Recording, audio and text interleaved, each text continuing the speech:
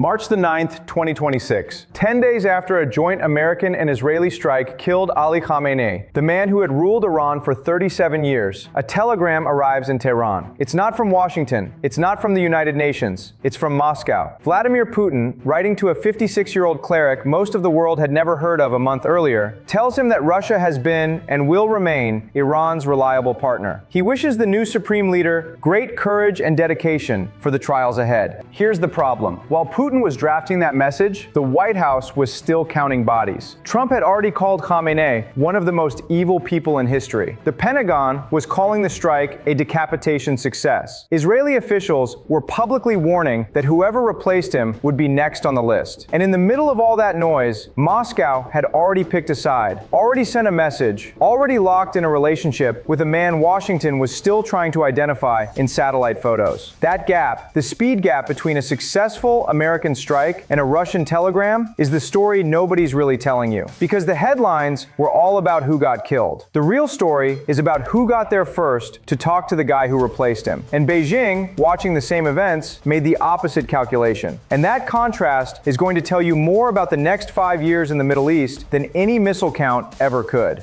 Think about the position Washington actually put itself in here. You spend years building the case for a strike. You execute it. You eliminate a man who'd led a hostile regime for nearly 4 decades. And by every conventional measure of military planning, that's a win. Objective achieved. But a decapitation strike only removes a person. It doesn't remove the state around him. And it definitely doesn't remove the other governments who've spent decades hedging against exactly this kind of American operation. The moment Khamenei died, this stopped being a story about a successful strike and became a story about who was fastest to answer one question. Who's next? And what do we owe him? Washington wasn't even asking that question yet. Moscow already had the answer typed up.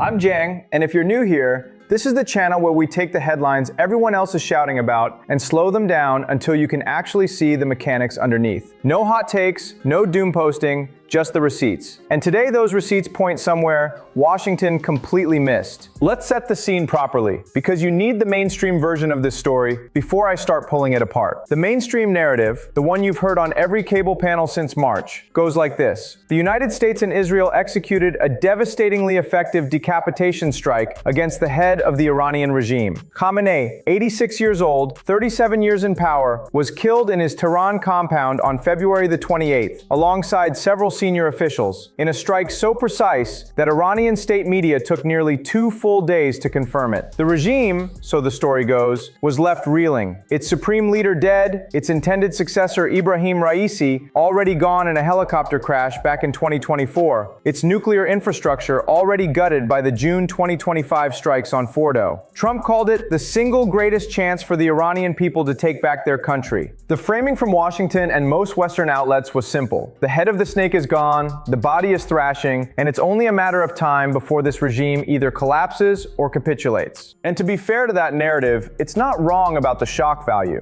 This was the first time in the history of the Islamic Republic that a sitting supreme leader had been assassinated. The strike itself was described by satellite imagery providers as leveling Khamenei's Tehran compound, with black smoke visible over the site for hours afterward. Reporting at the time put the death toll from that specific strike at 5 people, Khamenei among them, out of a broader campaign that, according to the Wikipedia catalog list of Iranian officials killed during the war, had already wiped out much of the senior military and nuclear scientist leadership going back to the June 2025 strikes on the Fordo enrichment site. Khamenei's own son, Mojtaba, was wounded in the same strike that killed his father, his mother, and his wife, Zahra Haddad Adel. For nearly 2 weeks, nobody, not even Iranian state media, could confirm whether Mojtaba was alive. He didn't appear in public.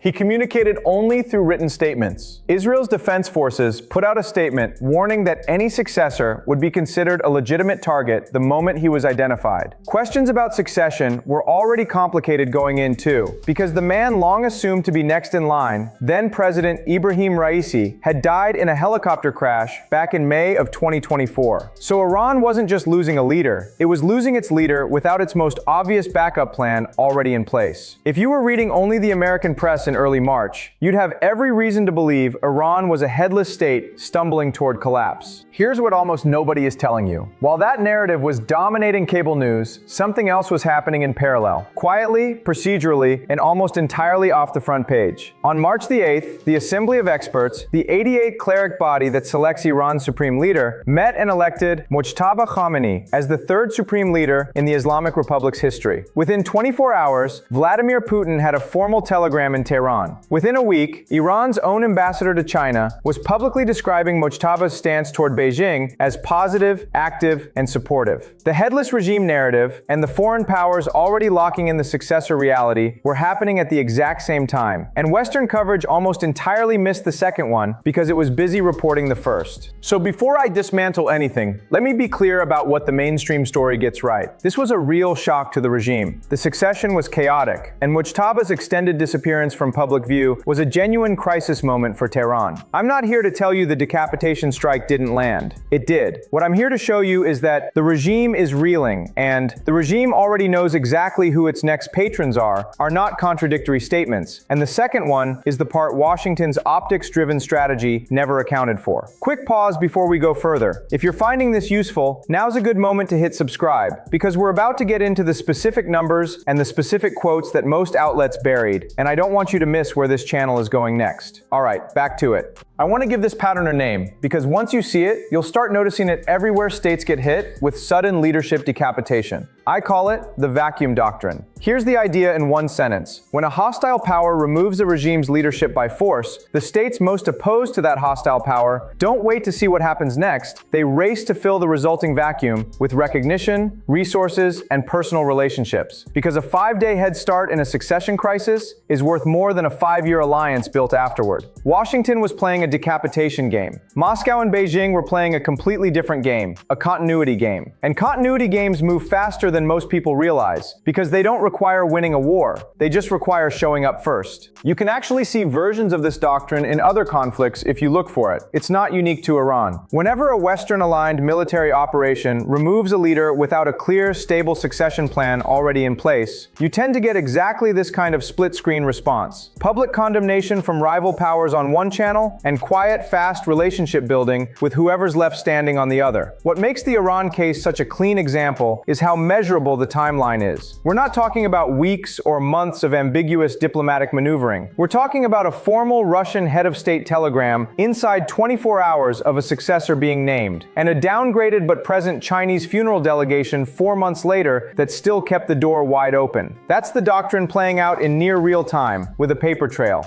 Let me walk you through the evidence for that, because I'm not going to ask you to take my word for it. There are 3 specific things that happened in the weeks after Khamenei's death that show you exactly how the vacuum doctrine played out in real time, and a 4th that tells you where this is heading. Let's start with the first. Number 1, the speed and language of Russia's response. This is the clearest data point we have, and it's almost entirely a matter of public record from the Kremlin's own website. On March the 9th, a single day after the Assembly of Experts confirmed Mojtaba as supreme leader, Putin's office released a formal message addressed to, quote, His Excellency Supreme Leader of the Islamic Republic of Iran, Ayatollah Sayyid Mojtaba Khamenei. Look at the language Putin chose. He didn't send a generic diplomatic nicety. He wrote that Iran was, quote, opposing an armed aggression, which is a direct framing choice. Putin is telling the world, and telling Tehran, that he sees the US-Israeli campaign the same way Iran does, as aggression, not counterterrorism, not non-proliferation enforcement. He told Mojtaba his new role would require immense courage and selflessness, that he was confident Mojtaba would continue his father's work with honor, and, this is the line that matters most for our purposes, that Russia has been and will remain the Islamic Republic's reliable partner. Not hopes to be, not looks forward to, has been and will remain. Think about what that timeline actually requires. A telegram like that doesn't get written in an afternoon. Somebody in the Kremlin's foreign policy apparatus had almost certainly drafted contingency language for a Mojtaba succession before the Assembly of Experts even finished voting. Because there's no other way you get a fully worded, carefully calibrated diplomatic statement out within 24 hours of a chaotic clerical election in a country that had spent the previous 10 days in a communications blackout. That's not reactive diplomacy. That's a government that had already decided, well before the vote, who it was betting on. Now hold that up against how Russia behaved during the war itself, not just after it. The Washington Institute and multiple regional analysts reported that Russia allegedly provided Iran with intelligence support during the conflict. Not troops, not air cover, but the kind of quiet, deniable assistance that signals commitment without triggering direct confrontation with the United States. And when Khamenei's funeral was finally held in early July, Russia didn't send a mid-level bureaucrat. It sent Dmitry Medvedev, the former president of Russia and the current deputy chairman of its Security Council, to stand in Tehran in person. That's not a courtesy visit. That's Moscow physically showing up at the highest level available short of Putin himself at the exact moment the cameras were on. And it's not just a telegram. Around that same window, the Kremlin's own MFA account published the message publicly, framing it explicitly as a state-to-state commitment rather than a private diplomatic cable, which is itself a choice. Governments that want to keep options open tend to keep this kind of language quiet, routed through embassies, deniable if the relationship sours. Putin's team did the opposite. They put it out for the world to see, in English, within hours, timed almost perfectly to dominate the same news cycle that was still processing whether Mojtaba was even alive.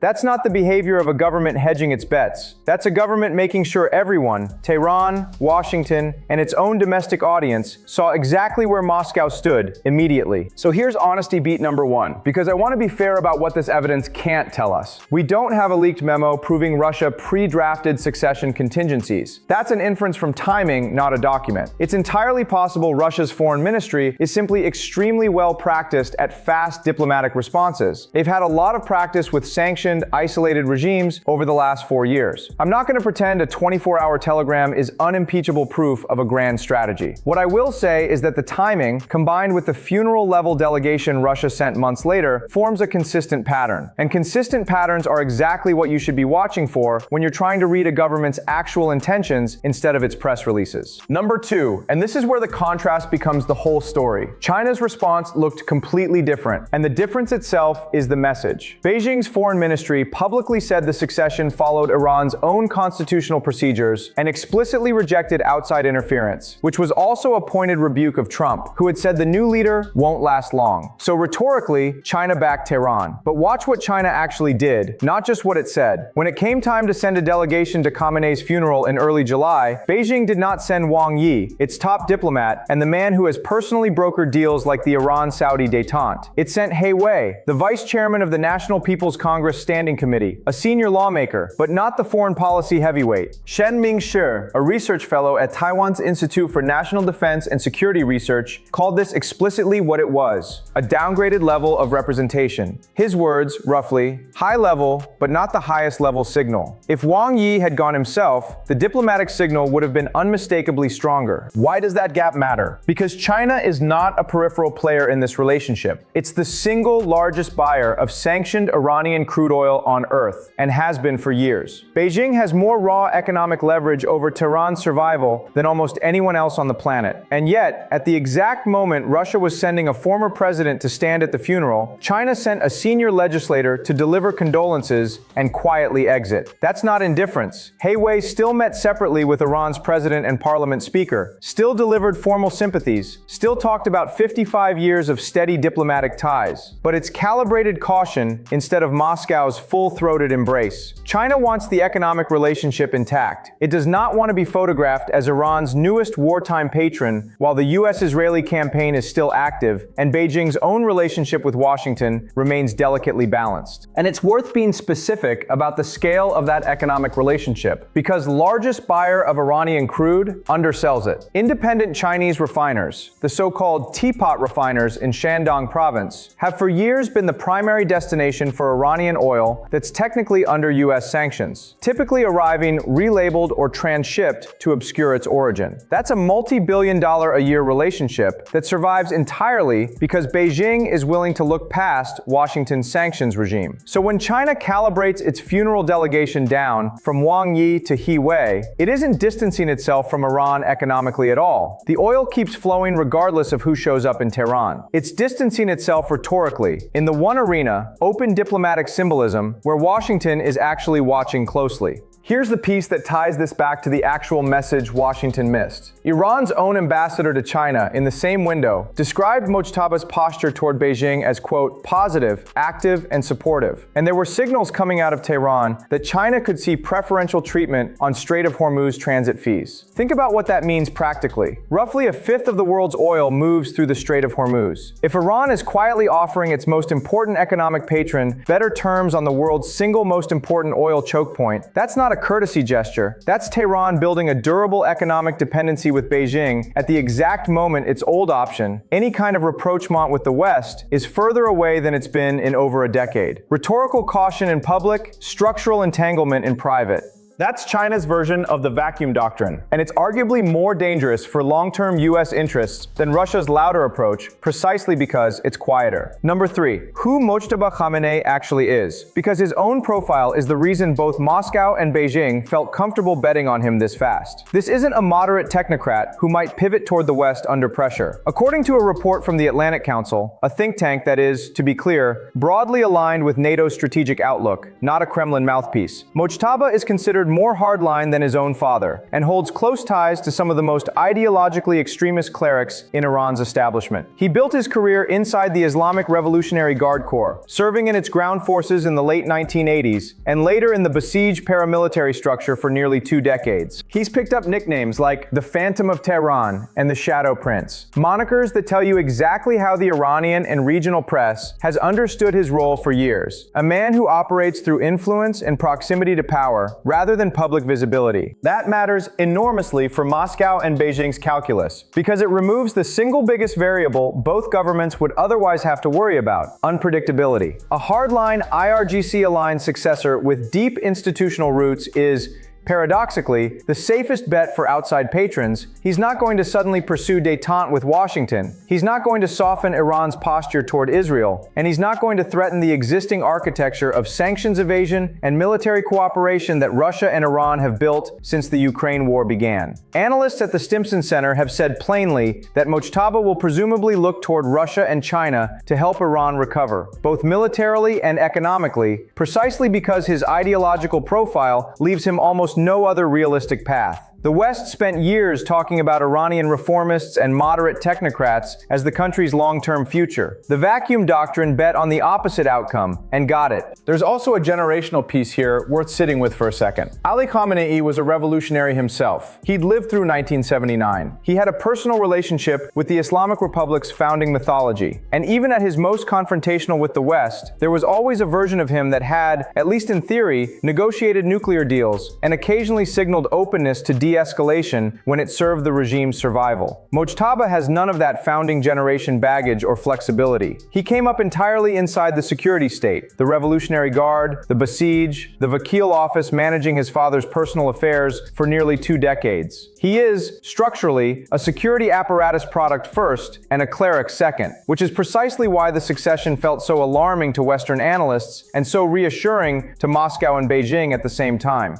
The same resume that makes Israeli officials call him a legitimate target is the resume that makes Russia confident he won't pivot away from them the moment the war ends. Which brings us to the 4th piece of evidence, and this is the one that turns Russia and China quietly picked aside into an entire bloc quietly picked aside. Look at who actually showed up in Tehran for Khamenei's funeral in early July, beyond Moscow and Beijing. Pakistan's Prime Minister Shehbaz Sharif attended in person, alongside his Chief of Army Staff. Notable, because Sharif had also been positioning himself as a mediator trying to end the broader conflict. So his presence at the funeral wasn't just condolence, it was proximity. Armenia's prime minister was there. Georgia's president was there. Tajikistan's president was there. Delegations came from India, Afghanistan, and Turkmenistan. That's not a random assortment of countries paying routine respects. That's a specific belt of states stretching from the Caucasus through Central and South Asia, nearly all of them either economically dependent on Russia, wary of provoking Beijing, or both, showing up together in the same week for the funeral funeral of a man the United States had just killed. One analyst covering the funeral described the overall attendance list as suggesting a consolidation of the camp that isn't aligned with the American stance, but sits closer to Russia and what's sometimes called the axis of states resisting Western pressure. That's the real scale of the vacuum doctrine in action. It's not just two governments making calculated bets on a successor. It's an entire regional bloc reading the same signal at the same time and arriving at the same conclusion. Back Tehran's continuity now, while the goodwill is cheap, rather than wait to see how the war ends and pay a much higher diplomatic price for it later. Washington's decapitation strike didn't just fail to collapse the regime. It appears to have accelerated the exact geopolitical alignment the United States has spent 2 decades trying to prevent. Let's talk about what this actually means for the next 18 months. Because a pattern isn't useful unless it tells you what to watch for. This is where most channels covering this story stop. They'll give you the funeral photos and the Putin quote and call it a day. I want to give you something you can actually check against reality 6 months from now. Because that's the difference between analysis and just narrating the news back to you. First, expect a formalized economic arrangement between Iran and China on Hormuz transit terms, or on long-term crude purchase agreements at preferential pricing. The ambassador's comments were a trial balloon, and trial balloons in this relationship tend to become contracts within a year. Second, expect continued, probably escalating, Russian military and intelligence cooperation with Iran. Dressed in the language of reconstruction and air defense modernization, rather than direct alliance, Moscow gets to look supportive without formally treating itself into a war with Israel and the United States. Third, and this is the one most people aren't watching closely enough, expect Mojtaba himself to remain largely invisible. He has communicated almost entirely through written statements since taking office, including a Nowruz message in March declaring Iran's enemies were being defeated. And that pattern of operating from the shadows, consistent with his own nickname, is likely to continue for structural reasons, not just security ones. A leader who isn't seen is a leader whose specific positions are harder to pin down, harder to target rhetorically, and harder to build Western public pressure against. That's a strategic asset for Tehran, not a weakness. Fourth, and the honesty beat I promised you earlier applies here too. Let me steelman the skeptical read on all of this. It's entirely possible that Russia and China's moves here are less about a coordinated vacuum doctrine and more about each government simply doing what it always does. Russia performing loud solidarity with any state opposing Western military action because that's been Moscow's default posture since 2022, and China quietly protecting its energy interests because that's been Beijing's default posture for 2 decades. You don't need a grand strategic theory to explain either behavior individually. What the vacuum doctrine framework adds is the observation that the speed and structure of both responses converged on the same outcome, locking in influence with Iran's new leadership before Washington had even settled on a coherent post-strike Iran policy. And that convergence, intentional or not, is what actually shapes the next several years of the region, regardless of whether either government sat down and called it a strategy.